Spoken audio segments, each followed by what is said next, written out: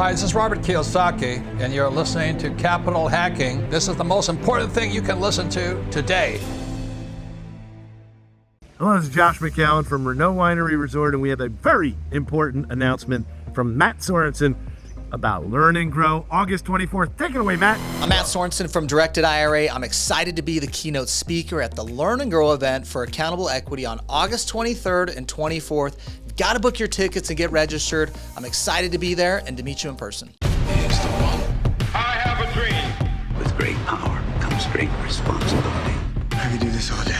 This is it. Don't get scared now. They may take our life, but they'll never take our freedom. Cinderella story out of nowhere. It's in the hole. That the only thing we have to fear is fear itself. Capital Hacking begins in 3, 2, 1. Hello, my name is Josh McCown. Welcome to Capital Hacking, and welcome to Mindset Monday. You know, the mind and the power of the human capital is something we go through and journey with each entrepreneur we talk to each week. And in episode 308, we met Kevin Taylor, the gentleman who was a banker, an entrepreneur for 30 years, built a bank, and now is an elite EOS implementer. Today begins his journey as a teacher, where he's going to pull out the kernels, the gold, the nuggets, and share them with you and I on how we can make some powerful choices today to change our trajectory of the rest of our lives. So let us know how you like it. Check out episode 308 and find out more about Kevin and dig in deep. Let's go. Welcome to the Capital Hacking Podcast. I am your host for today, Kevin Taylor. And when we talk about capital, there's different forms of capital.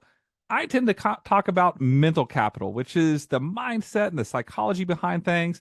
The information I get typically comes from podcasts, books that I read. Occasionally, I'll get some information from a documentary. In today's episode, I want to share some information that I got from what is becoming one of my favorite podcasts. And I know this because I'm saving more episodes than not. And it's from a podcast show called A Better Life with Brandon Turner. And the information I'm going to share is from episode number 44. And it was Brandon's interview with Scott Donald. And the reason I like this is because it speaks to the parents out there. And I know just from talking to other parents, especially parents of parents that are business owners or entrepreneurs, that one of the things they struggle with is how do we raise our kids, giving them all the comforts that we didn't have as a kid, while at the same time basically avoid raising a spoiled, rotten brat. And so Scott talks about that in this. And so a little bit of background on Scott is that he comes from 4 generations of entrepreneurs. But what he says is that they have never passed on a dime to their kids. And Scott had to work for everything that he's built, and he could not be more thankful. And that's what he trains on from a book that he's written and also an app that he's created. And I'll discuss those here in just a minute. But what they teach is something that I love. It's called your kids need heritage, not inheritance. And I'm going to say that one more time. Your kids need heritage, not inheritance. And so what is heritage? And so a heritage is a last name that means something. It's more about what we leave in our kids than to them. It's the value system of your family that you pass on. And so there's a lot of great nuggets. The whole podcast is over an hour long. I think it's about an hour and 25 minutes long.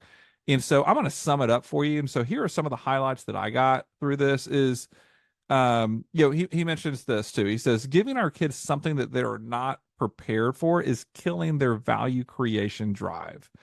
And he talks about giving kids money. So giving kids money does a couple of things, and here are a few. One is they either blow it. 2 is they give it away. And 3, they don't feel qualified for it. And so you're not doing them any good by giving them money. And he goes through and he uses there's a lot of statistics that he quotes throughout this interview. Here are some of them. And he says 90% of generational wealth is gone by the grandkids. 41% of Gen Z don't think they'll ever own a home. And 67% think we're in late stage capitalism, which is scary because they think this train is about to end. And so I'm listening and going through some of these stats, and that leads us to the next observation, which is why some kids have a bad view of money. And he talks about it in the podcast. He said it's because it's hard to teach this in school because you just can't homework money. You have to learn how hard it is to earn. So that's why he wrote a book. It's called Value Creation Kid. The subtitle of it is The Healthy Struggle Your Children Need in Order to Succeed. And of course, after listening to the podcast, I do what I always do is I'll buy the book. And if you're watching the video, this is what it looks like right here. And what I love about the book is that it helps you answer the question is how do you help your kids go through a healthy struggle? And because as parents, we do not like to see our kids struggle. And so I think the important thing is define what a healthy struggle is.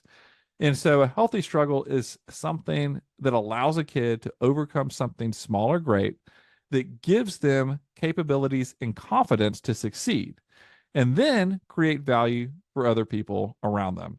I mentioned earlier, he also created an app. The app name is Gravy Stack. And the purpose of the app is to teach kids about money. It's helping families on financial literacy and family legacy. And some of the things the app teaches on here is the things about debt. And so he talks about depreciating debt, how that's bad.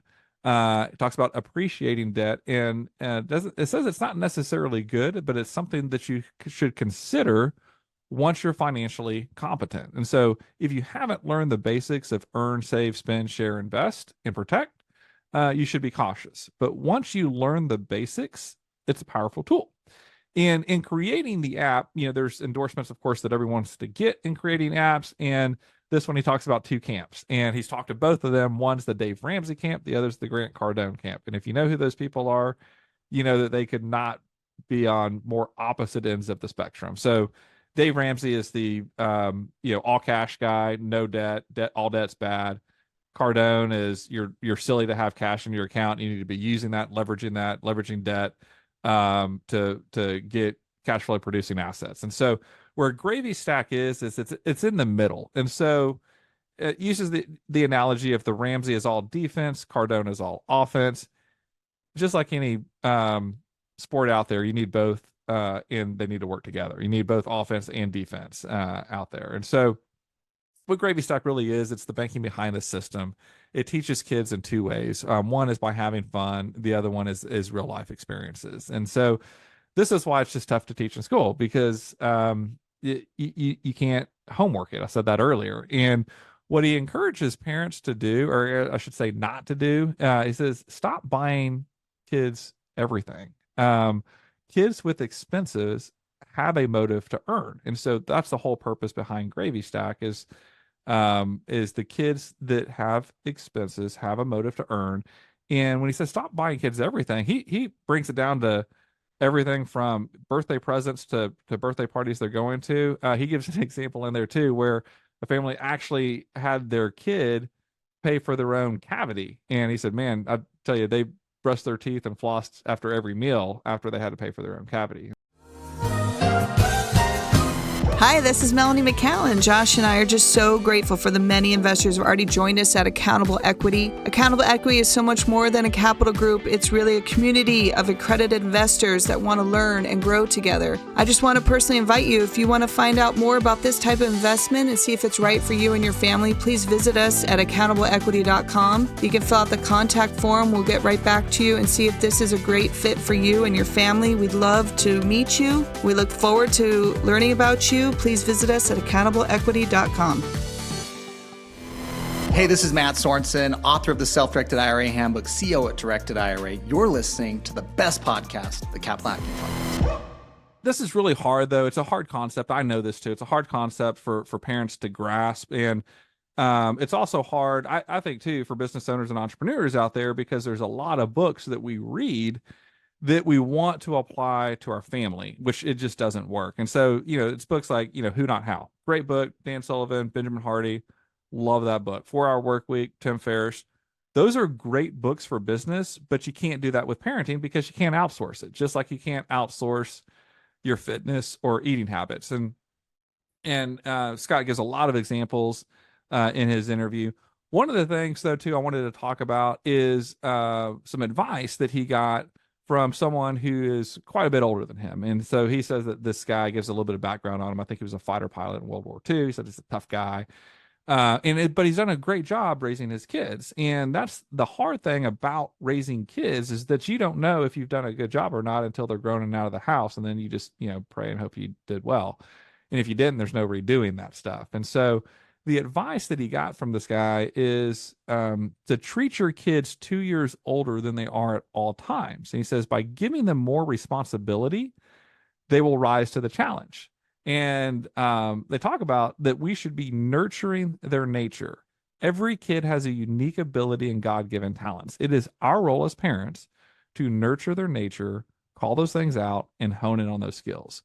When your kids hit that preteen, teenage years, which is where my kids are, mine are 13 and 14, they want more autonomy and independence, and they want to figure things out for themselves. And I know that. And what he says is, if you have kids that are that age, the best thing you can do is to have a trusted third party that is a mentor or advisor that has a positive impact on their life to reinforce the things that you care most about. And in Scott's life, that was his youth pastor. And so if that's someone that's in your life or in your kid's life, that would be a good one to start with. And he reminds us, he says 90% of the time that we're going to get with our kids is between the ages of 0 to 18 years old. And so we've got to have the best impact we can during that time. And I mentioned earlier and showed is the book, The Value Creation Kid, Being a Proactive Parent. He says, he wrote the book because you can either plan and these things will hit you, or you don't, and you have to play catch up on it. With every interview that Brandon does with his guests, towards the end of the interview, he asked, some of the takeaways that they have had in life and some advice that they would give to the audience. I love the advice that Scott gives on this. And he says that God takes the hardest things in our life and turns them into blessings. But every time you're in the middle of it, you're saying to yourself, this sucks, God. Why is this happening to me? And he said it may take weeks, months, or years, but when you eventually look back at the time, you're going to say, thank God, I would not change that for the world. And that tends to be true. I mean, that's happened to me on several occasions, because on the other side of pain will be the biggest breakthroughs in your life. Every single one of the biggest unlocks comes right on the other side of the biggest pain. And I'm going to end it this episode with a quote from Scott Donald. And I love this quote. You'll probably hear me say it again, but the quote is, you can't breathe life into others if you're always out of breath. I'll say it one more time. You can't breathe life into others if you're always out of breath. So that's all I have for you today. If you like what you heard, come back next week for more mental capital around mindset and the psychology behind things. If you loved what you heard today, give us a 5-star rating and review. Would love to hear from you. Until next time, ask yourself, what can you do to create a better mindset and add value to the world around you? Damn straight. We just got buddy. We got to the end of another great show. And everyone listening right now, you're the family and friends. Thanks for staying till the end. That was so fun. And hey, hit the like, hit subscribe. We're here to serve you guys. That's why we're doing this show. Josh is not paying me. I'm doing this off of my quote unquote sweat equity because we want to make a difference in your life. And then that ripple effect will continue to touch the world. Hey, amen, brother. Please check us out on capitalhacking.com, all the social media threads. And yes, I know you've probably already sent this episode to one of your best friends. Thank you. We love you. Just go right into your iPhone, hit the plus symbol. We'll talk to you later. See you next week. Share.